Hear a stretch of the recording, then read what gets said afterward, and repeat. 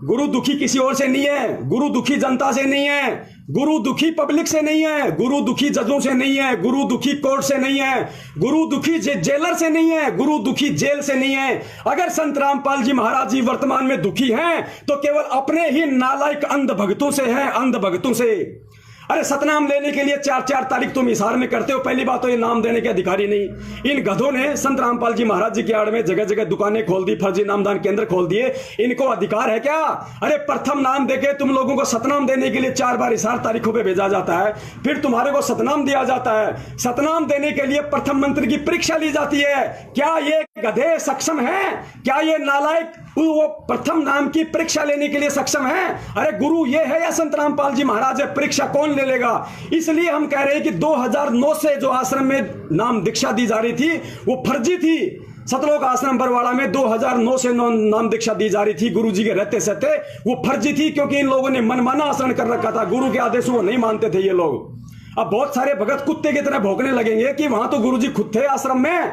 अरे गुरुजी खुद थे, फिर वो फर्जी कैसे हो सकती है? जिस प्रकार सतलोक आश्रम बरवाड़ा में रहते सहते उसी गुरु के नाम पे इन लोगों ने तुम्हें कमांडो बना दिया, इन लोगों ने तुम्हारे हाथों में बंदूकें पकड़ा दी। उसी गुरु के रहते सहते इन लोगों ने वहां पे 5-5 मौतें करवा दी, पुलिस वालों पे पत्थर फेंकवा दिए, पेट्रोल बम फुलवा दिए, जेसीपीया फुकवा दी। उसी तरीके से इन लोगों ने उसी गुरु के आश्रम में रहते सहते ये फर्जी नामदान दीक्षा केंद्र चालू कर दिया था इन लोगों ने। ये गुरु को आदेश नहीं, ये गुरु को इन लोगों ने सलाह दी थी। और गुरु को अच्छे से पता है क्योंकि गुरु का तो काल भगवान के साथ वचन है। फिर भी परमात्मा ने दया करी। जो आत्माएं वहां से 2009 में नाम दीक्षा लिया करती थी, परमेश्वर उनको आशीर्वाद दे दिया करते थे। क्योंकि जैसे ही हमने नाम दीक्षा ले लिया आश्रम में 2009 से 2014 तक, उसके बाद अपना फार्म लेके हम गुरु जी के पास जाते थे दर्शनों के लिए, तो गुरु जी अपना हाथ रख देते थे सिर पे। और हाथ रखने के बाद अगर वो नाम फर्जी है तो परमात्मा की दया से वो सुचारू हो जाता था, वो सही हो जाता था। लेकिन आज क्या हो रहा है? सरासर पाखंड फैलाया जा रहा है। जो संत इस ज्ञान से, इस भक्ति मार्ग से दुनिया से पाखंड दूर करने के लिए आया है, उसके नाम पे आज पाखंड फैलाया जा रहा है। और सबसे बड़े सहयोगी उस पाखंड में तुम बन रहे हो। इसके अलावा ये जितने भी वकील हैं, ये सतलोक आश्रम मैनेजमेंट हरियाणा ने अपने बचाव के लिए जितने भी वकील कर रखे हैं, ये सारे के सारे ढोंगी हैं, पाखंडी हैं, पैसों के लिए लगे हुए हैं। मैं पवन दास जयपुर वाला अपने सतगुरुदेव जी के चरणों के सौगंध खाकर कितनी बार एपी सिंह वकील, जो अपने आप को धुरंधर वकील कहता है, सुप्रीम कोर्ट का वकील कहता है, जिसके आगे अच्छे अच्छे डांस करते हैं, ये दास उसको डांस करवा सकता है। इस दास को परमात्मा ने वो काबिलियत दे रखी है, वो बुद्धि दे रखी है। ये दास आज पूरी दुनिया के सामने एक बार फिर से चैलेंज करता है सतलोक आश्रम मैनेजमेंट हरियाणा के एपी सिंह दिल्ली वाले वकील को, सुप्रीम कोर्ट के अधिवक्ता को, और एस के गर्ग नरवाना वाले को, जो वर्तमान में देशद्रोह का मुकदमा लड़ रहा है संत रामपाल जी महाराज जी का। मैं उन दोनों वकीलों को चैलेंज करता हूं। यहां पे मुझे मजबूरन चैलेंज करना पड़ रहा है क्योंकि मेरे पास में सबूत हैं, साक्ष्य हैं। इन दोनों वकीलों ने सतलोक आश्रम मैनेजमेंट के इशारे पे पैसों के लालच में संत रामपाल जी महाराज जी को उल्टा फंसाया है, ना कि बचाया है।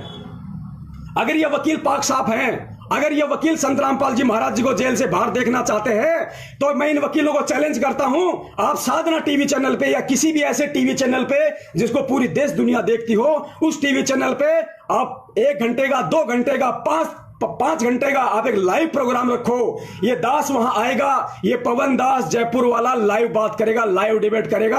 अगर तुम लोगों की वकालत ना छुड़वा दी, तुम लोगों के लाइसेंस फेल ना करवा दिए, जिस तरीके से तुम लोगों ने सतलोक आश्रम मैनेजमेंट के गुलाम बनकर, उनके पैसों के गुलाम बनकर तुम लोगों ने जिस कदर प्रशासन को मूर्ख बनाया है, हरियाणा सरकार को मूर्ख बनाया, जजों को, कोर्ट को मजाक बनाया तुम लोगों ने, उल्टे सबूत पेश कर करके, उल्टी दलीलें दे देकर तुम लोगों ने वो सबूत नहीं रखे जिन सबूत संत रामपाल जी महाराज जी बोल रहे हैं।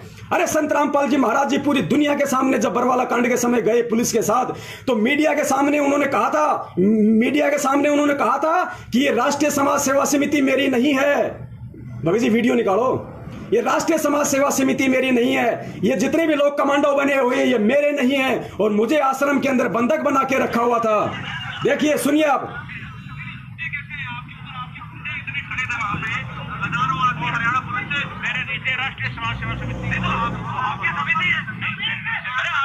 देखा, गुरुजी कह रहे हैं कि समिति मेरी नहीं है। समिति कौन? सतलोक आश्रम मैनेजमेंट हरियाणा, वही गुंडों ने एक समिति बना रखी थी, नाम दे रखा था राष्ट्रीय समाज सेवा समिति। गुंडे सबके सब वो संत रामपाल जी महाराज जी का भाई, उनके बेटा, उनका जवाई, उनके रिश्तेदार, ये स्टेट कोऑर्डिनेटर, यही सारे गुंडे उस राष्ट्रीय समाज सेवा समिति के अंदर थे।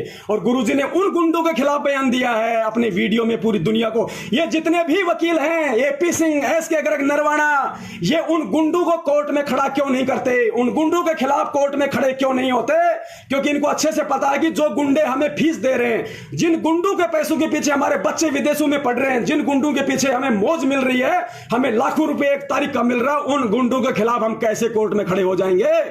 पुण्यात्माओं, ये सबके सब षड्यंत्रकारी हैं, काल के दूत हैं। इनको संत और भक्ति, भगवान, ज्ञान से कोई मतलब नहीं है। आप लोगों के कंधे पर बंदूक रखकर गुरु को बदनाम किया जा रहा है। कहीं लेट ना हो जाए, ध्यान रखना पुण्यात्माओं। पानी अगर सर से ऊपर निकल गया, गुरु का कोई कुछ नहीं बिगाड़ पाएगा। गधे कुत्ते हम बने फिरेंगे, यहाँ पे गधे कुत्ते हम बने फिरेंगे।